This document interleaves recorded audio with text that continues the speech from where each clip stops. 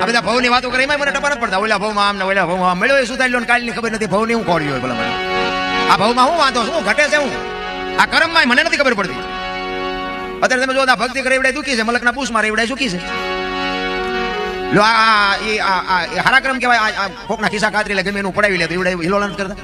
10 આંગણા વેટ્યું હોય 40 લાખની ગાડી લઈને નીકળે આપણે પૂછ માર્યો એવડો છે આટલા હિલોળા ને. હવે આપણા માતાજીના ભગવાનના ગાણા ગઈ નાખી રાગડા તાણી તમારે મોટરસાઇકલમાં ટાયર નાખવાનો વ્યાજ કરતા.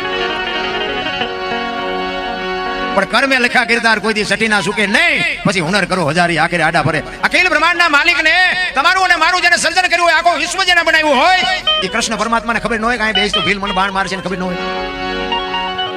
કરમ જો બાપુ એને ન છોડતો હોય તો બૂસ મારવા વાળાને શું, પણ તમને મને કોઈને નહીં છોડે. કરમ કોઈ દી છોડે નહીં. પછી ભલે હોય ભગવાન પરાસીના પીપળે ભીલે લઈ લીધા પ્રાણ. તમે વિચાર તો કરો એક ભીલ બાપુ અખિલ બ્રહ્માંડના માલિકને વિધિ નાખતો હોય તો કરમની ગતિ શું છે? આપણે રામ રામ રામ કરી છે, સીતાજી રામને પરણ્યા, આખી જિંદગી મારો દી નો ઉઈ ગયો, શું કરમ છે? દ્રૌપદીના ચીર લૂંટાતા હતા, અહીંયા કોણ નહોતું? કાળના જડબા ઝાલીને ઉભા રાખે એવા પાંડવો હતા. દીકરીનો શું વાંક હતો આખી જગતને ખબર છે. મારા રામ એનો શું કર્મ હતું? રામ જેવા રામને જો 14 વર્ષ વનમાં રખડવા જવું પડ્યું છે એનું શું કર્મ છે?